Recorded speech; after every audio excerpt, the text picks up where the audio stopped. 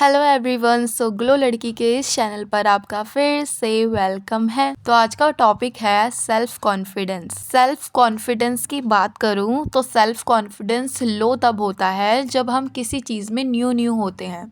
कहीं ना कहीं हमारे अंदर कॉन्फिडेंस की कमी होती ही होती है। आज मैं ऐसे कुछ पॉइंट्स आपके सामने रखूंगी जिनसे आपका कॉन्फिडेंस बढ़ेगा और हम एक तरह से डिफरेंस भी समझेंगे कॉन्फिडेंस और ओवर कॉन्फिडेंस के अंदर। सो वीडियो को स्टार्ट करते हैं, बट उससे पहले चैनल पर न्यू हो तो सब्सक्राइब कर लेना, वीडियो को लाइक कर देना और सबके साथ शेयर भी करना। इसी के साथ अगर आप मुझसे पर्सनल एडवाइस लेना चाहते हैं तो यहीं कहीं मेरी इंस्टाग्राम आईडी मेंशन हो रही होगी, उसे जाकर फॉलो कर लेना। वहाँ आप मुझे मैसेज कर सकते हो, एडवाइस चार्जेबल रहेगी। सो विदाउट एनी चटर पटर खोलते हैं अपने कार्यक्रम का shutter. So let's go. Point number 1 है, जब हमने न्यू चीज़ में अपना कदम रखा है तब कॉन्फिडेंस कहाँ से लाएं, क्योंकि हम उस काम में बिल्कुल न्यू होते हैं। हमें नहीं पता कि क्या कैसे होना है। आपको पता है ना, कोई भी स्टार्टिंग में चीज़ हम कर रहे होते हैं तो हम बिगनर होते हैं। उस टाइम पे हमें वो काम नहीं आता, हम पूछते हैं लोगों से। और स्टार्टिंग में कॉन्फिडेंस इसी तरीके से बिल्ड होता है। जो काम नहीं आता ना, वो साफ बोल दो कि आपको नहीं आता और लोगों से पूछो। अगर आपको नहीं आता तो लोगों से बातचीत करो, लेकिन कहीं ना कहीं से आपको स्टार्ट करना पड़ेगा। पहली बार में कॉन्फिडेंस किसी को भी नहीं आता। We all are beginners in starting. So आपको ये समझना ज़रूरी है कि हम न्यू हैं तो चीज़ों को करना होगा, लोगों से बातचीत करनी होगी, चीज़ों के बारे में पूछना होगा। ये सबसे ज़्यादा इम्पॉर्टेंट है। और इतनी तो हिम्मत आप कर सकते हो कि लोगों से आप पूछ सको जो आपको नहीं आता। पॉइंट नंबर 2 है टेकिंग एक्शंस। हम में से मोस्टली लोगों की प्रॉब्लम यही है, हम किसी चीज़ में काम के लिए एक्शन नहीं ले पाते। बस दूर से देख लेते हैं और बोलते हैं हाँ हाँ हो जाएगा। अरे खाक हो जाएगा। जब तक हम उस फील्ड में खुद को नहीं उतारते तब तक कुछ भी नहीं हो सकता। मान लो आप सोच रहे हो मुझे अपनी इंग्लिश अच्छी करनी है और आपको बोलते बोलते काफ़ी टाइम हो गया। जब तक आपको वर्ड्स का, सेंटेंस का पता नहीं होगा तो कैसे इंग्लिश आएगी। आप प्रैक्टिस करोगे, डेली इंग्लिश के वर्ड्स को पकड़ोगे, तभी तो इंग्लिश स्ट्रांग होगी, तभी आप बोल पाओगे, लिख पाओगे और समझ पाओगे। तो टेक एक्शन, देन आपको खुद पता चलता रहेगा कि आपको कैसे कौन सा काम करना है। आपको अपनी कमियां समझ आने लगेंगी, अब उसमें काम करने लगोगे और धीरे धीरे एक्सपर्ट बनने लगोगे। तो ऑटोमेटिकली कॉन्फिडेंस बढ़ जाएगा आपका, क्योंकि वहाँ हमें एक ट्रस्ट बिल्ड हो जाता है कि हाँ अभी ये काम मैं कर सकती हूँ, क्योंकि मैंने ये काम और बहुत बार कर रखा है। पॉइंट नंबर 3 है ओवर कॉन्फिडेंस। अब कॉन्फिडेंस का तो हमें पता चल गया, कॉन्फिडेंस एक ट्रस्ट की तरह है कि हाँ हमें ट्रस्ट होता है पूरा का पूरा कि ये काम हम कर लेंगे, क्योंकि हमने बहुत बार उस वर्क को कर रखा होता है। चाहे वो पब्लिक स्पीकिंग हो, चाहे ड्राइविंग हो, चाहे कोई लैंग्वेज बोलनी हो, हमें ट्रस्ट होता है कि हाँ ये काम मैं कर लूँगी। क्योंकि कोई चीज़ हमने काफ़ी बार कर रखी हो ना, उसका हमें बार बार पता लगता रहता है, वो उसकी हमें प्रैक्टिस होती है अच्छी तरीके से। अब ओवर कॉन्फिडेंस में क्या होता है, चलो इंग्लिश लैंग्वेज के एग्जाम्पल से ही समझते हैं। मान लो मुझे इंग्लिश लैंग्वेज सीखनी है, मैंने कोई वीडियो देखी यूट्यूब पर इंग्लिश लैंग्वेज सीखने के लिए।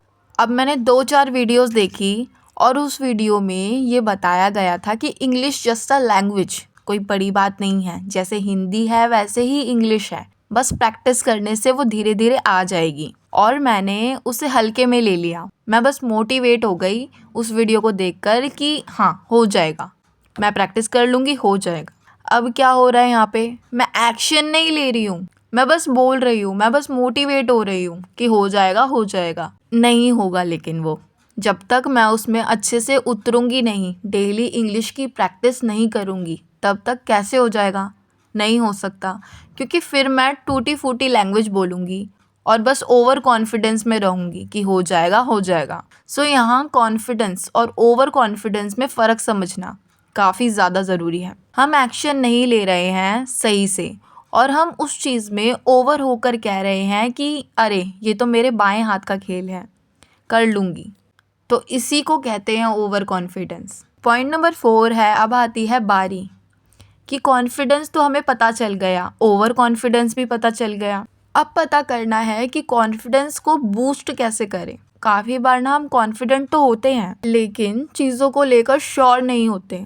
उससे हम बहुत ज़्यादा हल्के कॉन्फिडेंस के तौर पर दिखाई पड़ते हैं कि हमारे अंदर कॉन्फिडेंस तो है बट वो बहुत हल्का है। हमें चीज़ क्लियर नहीं होती, यहाँ हमें ज़रूरत होती है कॉन्फिडेंस को बढ़ाने की। सेम वही चीज़ अभी भी अप्लाई होती है कि जिस काम में हम कॉन्फिडेंट होना चाहते हैं हमें उस काम के अच्छे बुरे हर पार्ट का पता होना ज़रूरी है। और अगर नहीं भी पता ना तो उसी वे में कॉन्फिडेंस के साथ कह दो कि नहीं पता और पूछ लो लोगों से। एक और एग्जांपल से मैं समझाती हूँ आपको। जैसे मान लो मुझे स्टेज पर खड़े होकर बोलना है और मुझे बोलना नहीं आता। मैं जाते ही पहले ये बोल दूंगी कि माफ़ करना, इतने सारे लोग मुझे देख रहे हैं लेकिन मुझे स्टेज पर खड़े होकर बोलना नहीं आता। तो मैं जैसा भी बोलूँगी आप प्लीज़ सुन लेना उसे और मुझे जज मत करना, क्योंकि सच में मुझे पब्लिक स्पीकिंग नहीं आती।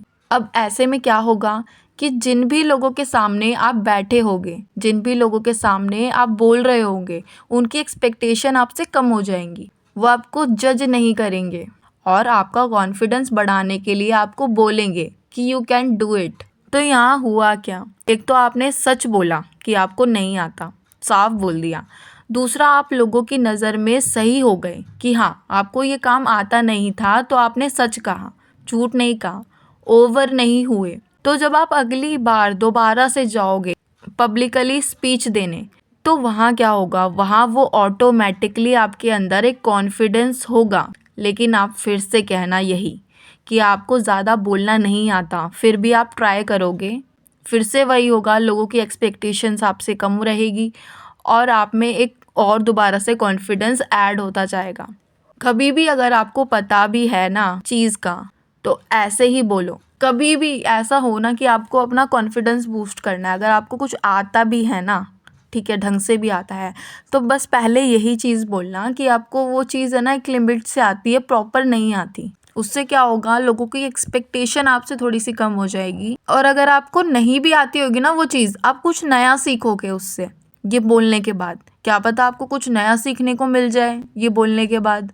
बस कभी भी ओवर मत होना अपने कॉन्फिडेंस के साथ, कि जहाँ पे आपको ट्रस्ट ना होना, चीज़ों को लेकर आप श्योर ना हो, वहाँ पर कॉन्फिडेंस तो बिल्कुल मत दिखाना, तो फिर ओवर कॉन्फिडेंस कहलाएगा आपका। और जैसे अगर आपको आता भी है वो काम, ठीक है, और आपने यूँ बोल दिया कि मुझे ये काम ठीक तरीके से नहीं आता और आपने सच में वो काम बहुत अच्छे से किया है, तो लोग आपको देखकर सरप्राइज़ होंगे वहाँ पे कि आपने तो ये बहुत अच्छे तरीके से काम किया है। वो आपको अप्रिशिएट करेंगे वहाँ पर और आपका कॉन्फिडेंस बूस्ट होता चले जाएगा ऑटोमेटिकली। सो ये थी आज की वीडियो कैसी लगी कमेंट बॉक्स में मुझे ज़रूर बताना।